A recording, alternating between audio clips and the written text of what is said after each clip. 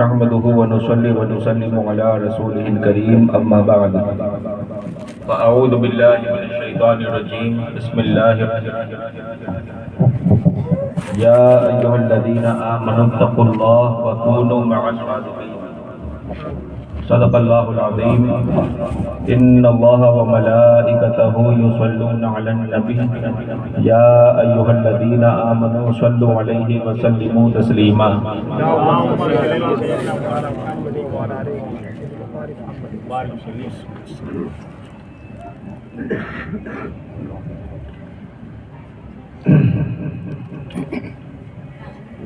تھوڑی دیر کے لیے میں آپ کے درمیان کھڑا ہوا ہوں.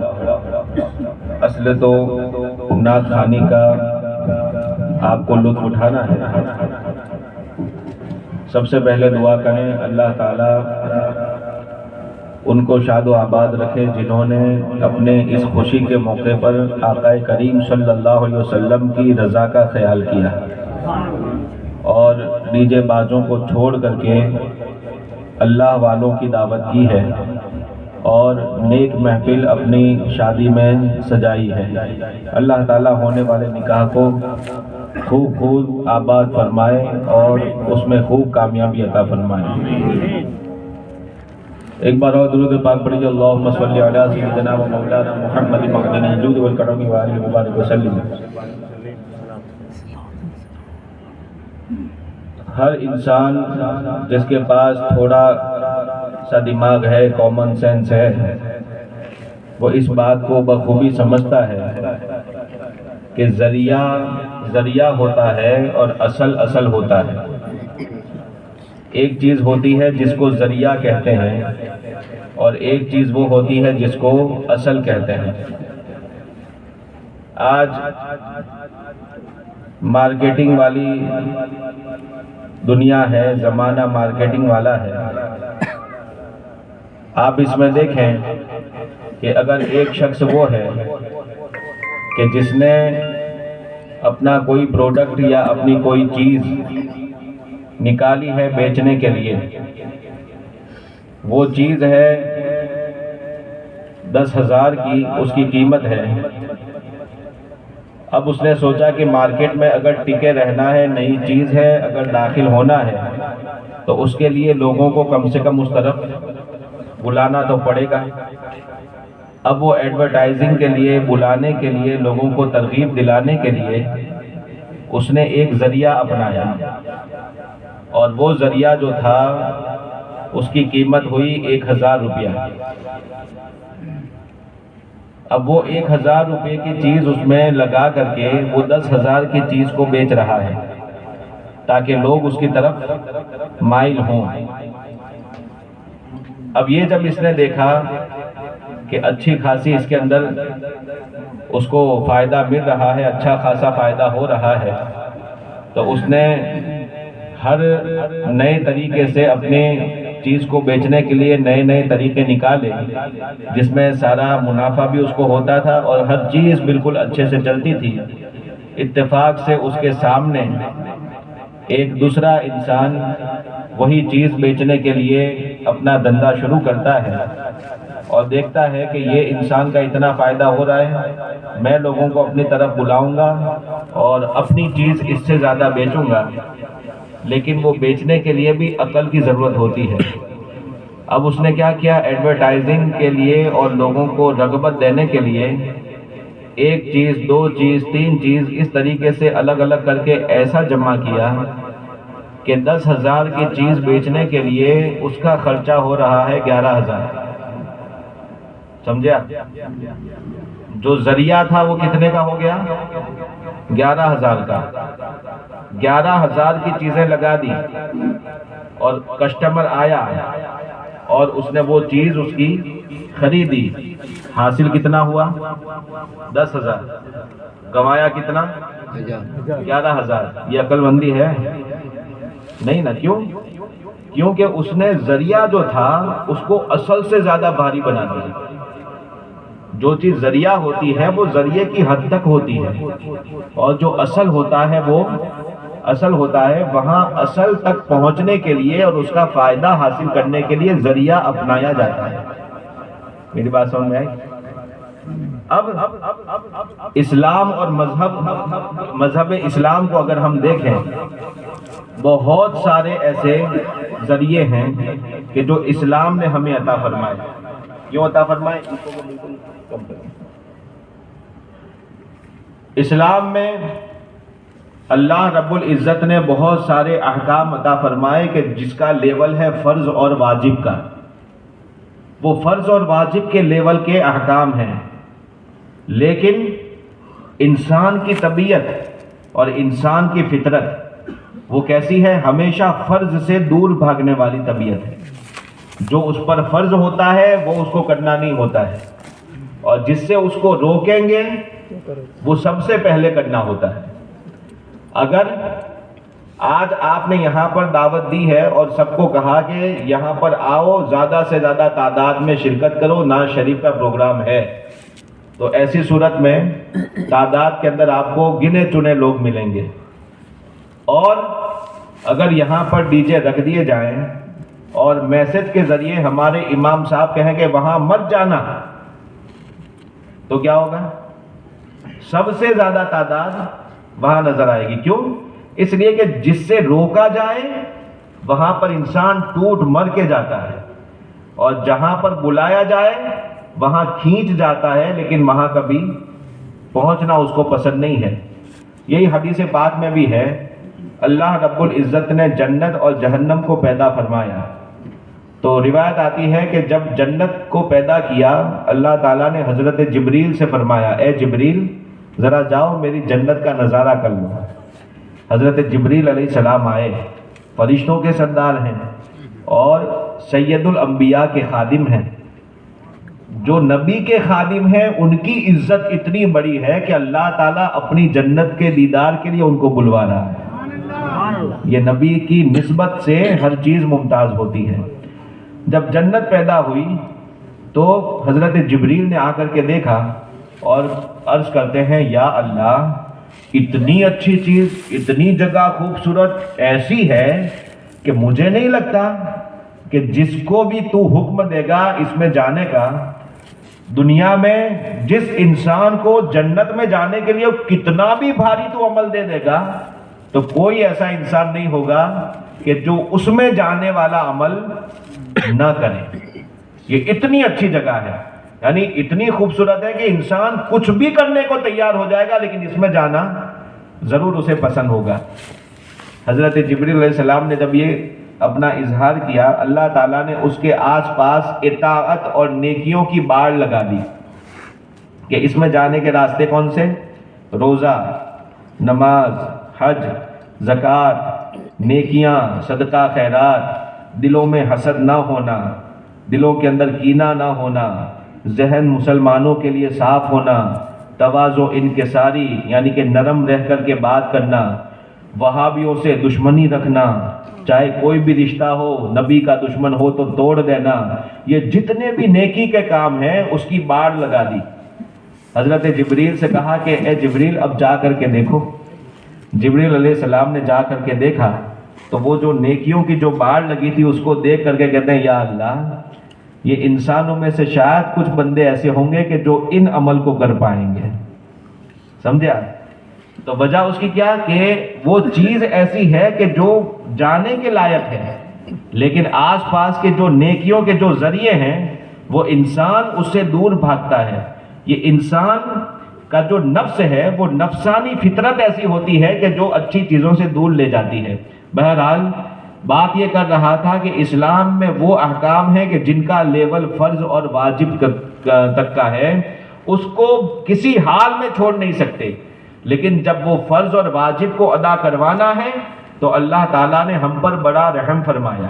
نبی پاک صلی اللہ علیہ وسلم کے صدقے میں اللہ نے رحم فرمایا کہ اس کے ساتھ اللہ تعالیٰ نے ہر چیز کے اندر کوئی نہ کوئی ایسے فائدے والی چیز رکھ دی کہ اس ذریعے کو دیکھ کر کے ہم اس کی طرف چلے جاتے ہیں. جیسے ساری مثالوں کو چھوڑ کر کے میں سیدھا نکاح کی بات کرتا ہوں.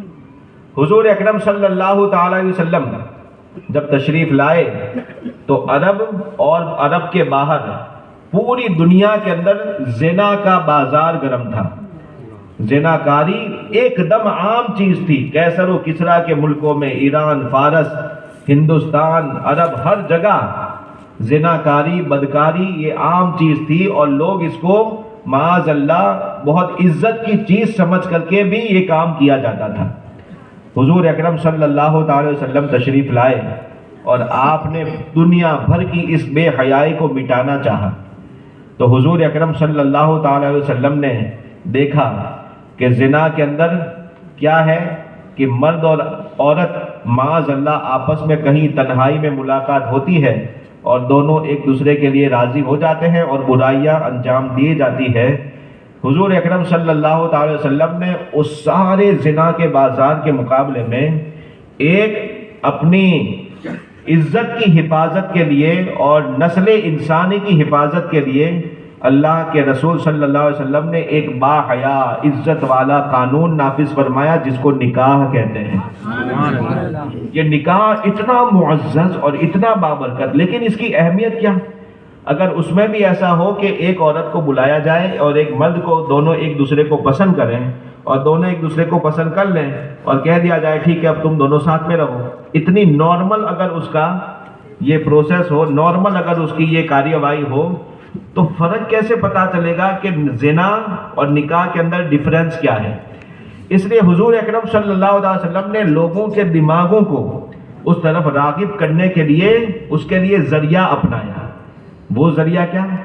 حضور اکرم صلی اللہ علیہ وسلم نے سارے گناہوں کی چیزوں سے اس کو الگ ثابت کیا، اور حضور اکرم صلی اللہ علیہ وسلم ارشاد فرماتے ہیں النکاح من سنتی.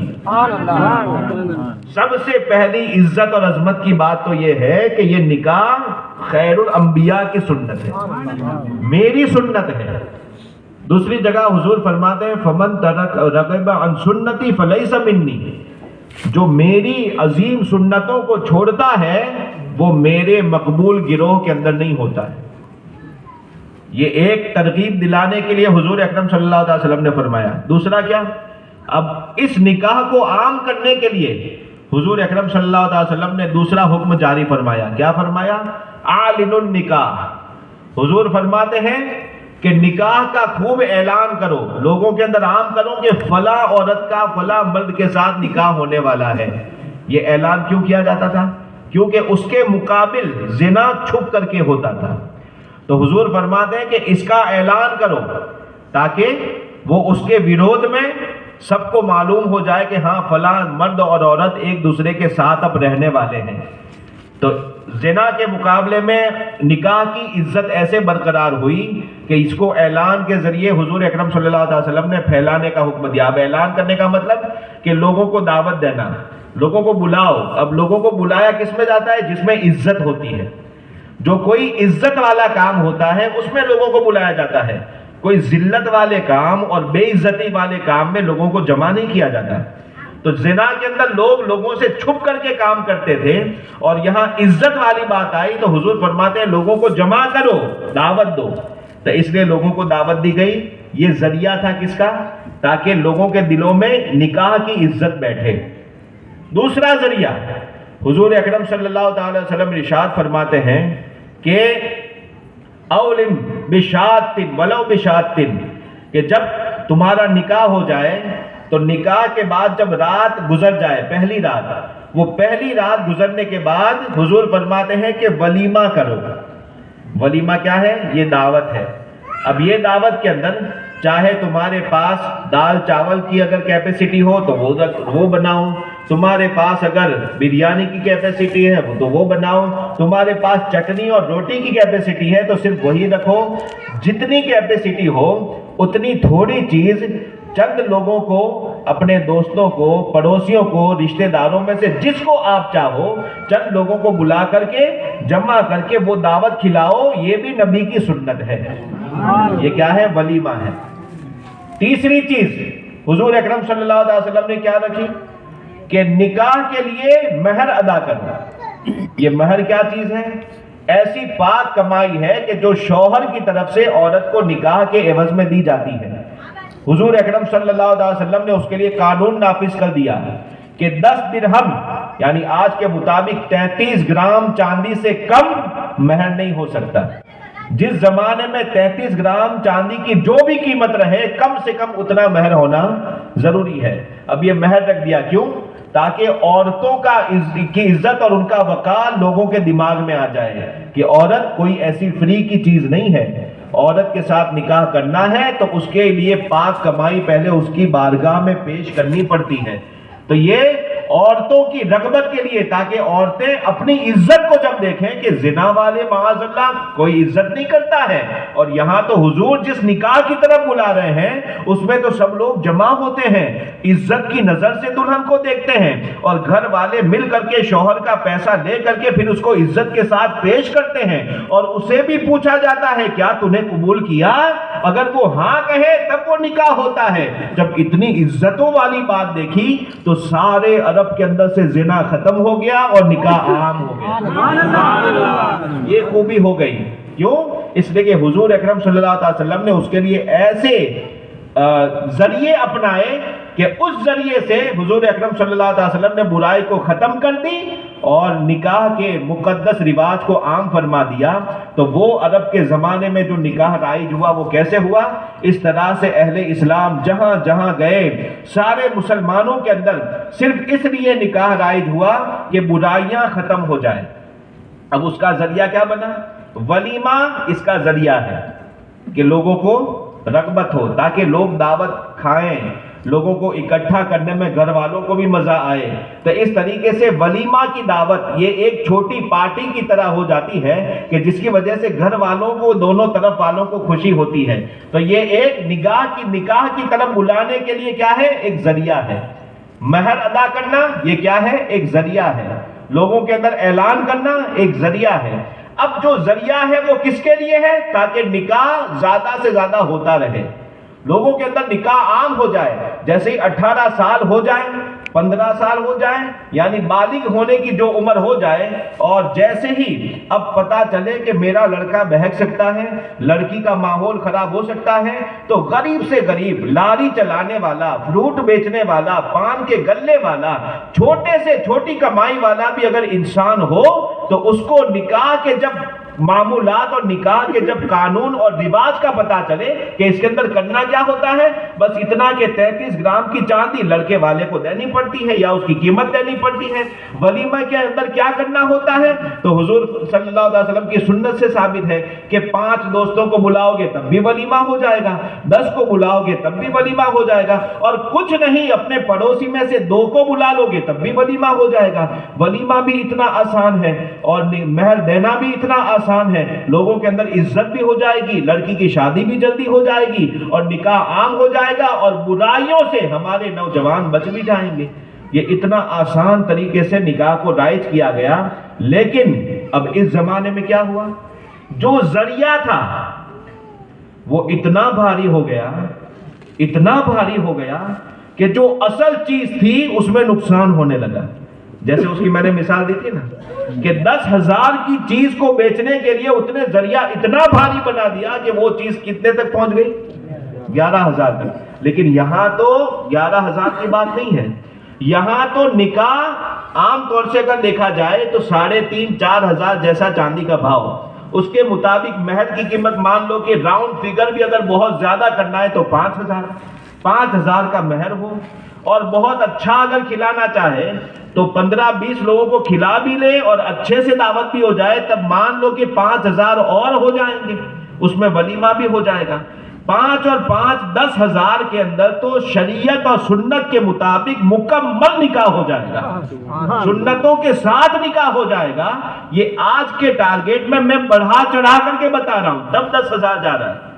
اب یہ تو اسلام کا اصل قانون ہے تاکہ لوگ نکاح زیادہ سے زیادہ کریں. اب ہم نے اس میں کیا کیا گھسایا ہے؟ سب سے پہلے 50,000 کی منگنی ہوتا ہے نہیں؟ معاذ اللہ، شادیوں کے اندر جتنا خرچ کا حکم نہیں ہے اس سے بھاری منگنی. اور کچھ بہت زیادہ شریف اور سمجھدار ہوتے ہیں تو چلو منگنی کینسل کرتے ہیں. تو اب ان کے اندر رسم و رواج پتہ نہیں اتنے زیادہ ہیں کہ لسٹ اس کی یاد بھی نہیں رہتی ہے. 7 جوڑی کپڑے ادھر سے لینے پڑیں گے، اور 7 جوڑی کپڑے ادھر سے دینے پڑیں گے. مجھے پتا نہیں کس حدیث میں ہے. برابر ہے. آپ لوگوں کو پتا ہو تو مجھے برائے کرم بتا دینا کہ بغیر اس کے نکاح نہیں ہوتا ہے. ہاں خوش دلی کے ساتھ کروڑوں بھی اگر دے دو تو اللہ ثواب عطا فرماتا ہے. بات اس کی نہیں ہے. خوش دلی کے ساتھ اگر انسان کروڑوں بھی دے دیتا ہے تو نیت کے مطابق اللہ ثواب عطا فرماتا ہے. لیکن وہ دیتا کون ہے؟ جس کے خود اپنے پاس ہو. اور یہاں تو بچوں کی مدرسے کے اندر دینے کے لیے 100 روپے نہیں ہے. اسکول کی فیس ادا کرنے کے لیے 3 مہینے تک بچوں کو رزلٹ نہیں دیا جاتا کیونکہ اسکول کی فی نہیں بھری ہے. اور دینے کو اور ناک اونچی رکھنے کے لیے منگنی دھوم دھام سے. شادی کے اندر رواج کہتا ہے 7 نہیں، اپنی طرف سے 11. اس نے دیے تھے کتنے؟ 25,000 کا سونے کا سیٹ دیا تھا نا اپنی طرف سے 3 تولہ. بات نہیں، اتنے زیادہ ہار. یہ ہار دینا دلہن کو یا دلہن والوں کو ادھر کپڑے دینا، یہ جو آپس میں تبادلہ ہوتا ہے، مجھے نہیں پتا کہ کون سی حدیثوں سے ہماری قوم لائی ہے. حقیقت میں یہ ہے ہی نہیں. کیا پتا نہیں، مجھے یہ پتا ہے کہ یہ نہیں ہے. میں یہ جانتا ہوں کہ یہ نہیں ہے، ورنہ کچھ ایسے بھی لوگ ہوں گے جو بعد میں چل گئے کہ مولانا کو پتا نہیں تھا اس کے لیے. حقیقت یہ ہے کہ ایسا کچھ ہے ہی نہیں. یہ سب ظلم و ستم ہے جس کی وجہ سے اصل ذریعہ جو ہے وہ کم ہوتا جا رہا ہے. اور آج پھر نکاح اتنے مہنگے ہو گئے کہ ایک ولیمہ سنت رکھا گیا تھا، اس کی جگہ پر جب تک 3 راؤنڈ دعوت نہیں ہوتی تب تک شادی پوری نہیں ہوتی. پہلے کڑی کھچڑی، پھر دال چاول اور اس کے بعد بریانی. 3 طرح کی تو دعوت ہوتی ہے. اور جو بہت شارٹ میں بتاتا ہے اس کی کتنی ہوتی ہے؟ 2 ہوتی ہے. اس میں بھی میں یہ کہتا ہوں، آپ اس کو بالکل گناہ نہ سمجھیں. جس کی کیپیسٹی ہے اور جو کر سکتا ہے، حدیث پاک میں یہ بھی ارشاد آیا اطعموا الطعام. خوشیوں کا موقع ہو چاہے کیسا بھی موقع ہو، لوگوں کو کھانا کھلاؤ، اللہ کو راضی کرنے کے لیے کھلاؤ. اگر اس لیے کھلاتے ہیں تو امام غزالی کی روایت ہے کہ میں نے ثواب اور نیکیوں کے کتنے ہزار چیپٹر چھان ڈالے، سب سے زیادہ مجھے اگر کوئی ثواب کا عمل نظر آیا تو وہ لوگوں کو کھانا کھلانے میں نظر آیا. یہ بھی ہے. کروڑوں کا لنگر بھی لٹاؤ، یہ بھی ہے. لیکن اس کو یہ مت سمجھو کہ بغیر اس کے کام نہیں چلے گا. کوئی غریب ہے جس کی کیپیسٹی صرف 20,000 خرچے کی ہے، اب اس کے اوپر ضروری نہیں ہے کہ وہ 50,000 کا کھانا کھلائے. جو 20,000 کا مالک ہے وہ 5,000 کا کھانا کھلائے گا تو وہ بھی خوش رہے گا اور کھانے والے بھی خوش رہیں گے. اس طریقے سے نکاح کو اس انداز سے کیا جاتا ہے. اور یہاں تو ظلم بالائے ظلم تو یہ ہے کہ گھر میں نکاح جس کے ہوتا ہے وہ ساتھ میں ٹینشن اس کے بھائی کو ہوتا ہے کہ اس کے بہن کے گھر میں نکاح کی تاریخ آ گئی. اب پورا آئے گا مامیرا. پہلے قتل ہوگا وہ کون ہوگا؟ ماما ہوگا. شادی اس کے گھر اور دکھ اس کے گھر. وہاں سے جب تک نہ دے تو اور سارے لوگ تو چھوڑو، سگی بہن کو سب سے زیادہ تکلیف ہوتی ہے کہ میرے بھائی نے سب کچھ کرتا ہے میرے لیے نہیں کیا، معاذ اللہ. تو یہ سارے ظلم و ستم کی باتیں ایسی ہے جس کو ہمیں ہنسنے کی ضرورت نہیں ہے. قرآن کریم میں ارشاد ہے یا ایھا الذین آمنوا لا تأکلوا اموالکم بینکم بالباطل. اے ایمان والو، آپس میں اپنا مال غلط طریقے سے نہ کھاؤ. یہ کیا ہے؟ یہ گناہ ہے اور یہ ظلم ہے. تو آج کے دور میں آپ دیکھیں کہ جیسے ہی عمر ہو جاتی ہے اس کے بعد کتنے گھروں کے اندر اگر آپ سروے کریں گے تو 100 مسلمانوں کے گھروں میں سے 90 لوگ صرف اس لیے بیٹھے ہوتے ہیں کہ ان کی لڑکی کی شادی کا انتظام ان کے پاس نہیں ہوتا ہے. اور اگر وہی سنت اور اسلام کے مطابق اگر نکاح کرنا چاہیں تو کیا ہوگا؟ 90% لوگوں کے لیے یہ آسانی ہو جائے گی. کیونکہ نکاح کے اندر ضروری جو ہے، اور وہ بھی ضروری کیا؟ ضروری تو صرف ایک چیز ہے اور وہ ہے مہر. اس کے علاوہ کوئی چیز ضروری نہیں، بغیر منڈپ کے مسجدوں میں نکاح کرنا سنت ہے۔ اگر یہ آپ کرتے ہیں، آپ کی کیپیسٹی ہے تو ماشاءاللہ اچھی بات ہے، خوشیوں میں کرنا چاہیے۔ لیکن آقا کریم صلی اللہ تعالی وسلم نے اپنی لخت جگر کا جو نکاح فرمایا، ارے ان سے بڑھ کر کے عزت والے کون ہوں گے، جن کے دامن کرم کے صدقے میں آج ہم لوگ کھا پی رہے ہیں، انہی کے صدقے پر آج پوری دنیا پڑ رہی ہے۔ وہ جب اپنے لخت جگر خاتون جنت کی ساری عورتوں کی جو سردار ہے، وہ فاطمہ زہرا رضی اللہ تعالیٰ عنہا کا جب حضور اکرم صلی اللہ علیہ وسلم نے نکاح مولا علی شیر خدا مشکل کشا سے جب کیا تو کس انداز میں کیا تھا؟ ارے حضور چاہتے تو حضور کے پاس کیا نہیں تھا، مالک کونین ہیں، گو پاس کچھ رکھتے نہیں، دو جہاں کی نعمتیں ہیں ان کے خالی ہاتھ میں۔ حضرت ابو ہریرہ رضی اللہ تعالیٰ عنہ اپنا ایک تھیلی لے کر کے آقا کریم صلی اللہ علیہ وسلم کی بارگاہ میں ابھی حاضر تھے، عرض کرتے ہیں یا رسول اللہ صلی اللہ علیہ وسلم دعا فرمائیں۔ حضور نے دیکھا تھیلی، ایک فرمایا اس میں کیا ہے؟ کہا تھیلی، اس میں کہا کھجور ہے۔ آپ صلی اللہ تعالی وسلم نے برکت کی دعا فرمائی، ہاتھ مبارک رکھا، ارشاد فرماتے ہیں کہ اس کو کھاتے جاؤ کھلاتے جاؤ لیکن کھول کے دیکھنا مت۔ آقا کریم صلی اللہ علیہ وسلم کا وصال پاک ہوا، حضرت ابو بکر صدیق کا زمانہ گیا، پھر اس کے بعد حضرت فاروق اعظم کی خلافت کا زمانہ گیا، پھر اس کے بعد حضرت عثمان غنی کی خلافت کا زمانہ آیا، تقریباً 20-22 سال تک مسلسل ایک تھیلی کھجور، خود بھی کھاتے، جو ملتا اس کو پیٹ بھر کھلاتے، گھر والوں کو کھلاتے، نکال کر کے بس دیتے رہتے، کھجور ہے کہ جو ختم ہونے کا نام نہیں لے رہی۔ یہ حضور اکرم صلی اللہ علیہ وسلم کے خالی ہاتھ میں تھا، مالک کونین ہیں گو پاس کچھ رکھتے نہیں، دو جہاں کی نعمتیں ہیں ان کے خالی ہاتھ میں۔ تو حضور اگر حضرت خاتون جنت کا نکاح بہت اعلیٰ طریقے سے اگر کرنا چاہتے دنیاوی اعتبار سے تو کیسے کرتے؟ پورے مدینے کی دعوت کر سکتے تھے، بلکہ پورے عرب کی کر سکتے تھے، پوری دنیا کی کر سکتے تھے۔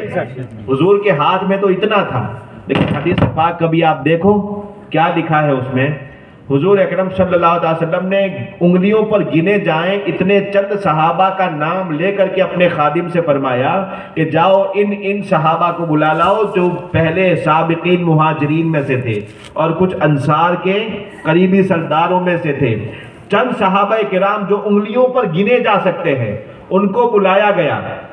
ان کی موجودگی میں مسجد نبوی شریف کے اندر نکاح پڑھا دیا، اور نکاح پڑھانے کے بعد انہی چند لوگوں کو جو چیز تھی اس کے اوپر ولیمہ بھی ہو گیا۔ اتنا سادگی سے خاتون جنت کا نکاح ہو رہا ہے، تو کیا ہماری بیٹیاں ان سے اعلیٰ ہیں معاذ اللہ؟ کیا اس باپ سے زیادہ رحم دل آج کے باپ ہو سکتے ہیں؟ ہرگز نہیں۔ ہمیں صرف سوچنا یہ ہے کہ نکاح ایک اصل فرض ہے۔ آپ یوں سوچیں گے کہ اس کو سنت کو فرض کیسے کر دیا؟ تو مسئلہ سنیں، جب شہوت کے اوپر کنٹرول نہ ہو ایسوں کے اوپر نکاح کرنا فرض ہوتا ہے، ان کے لیے پھر سنت نہیں ہوتا بلکہ کیا ہو جاتا ہے؟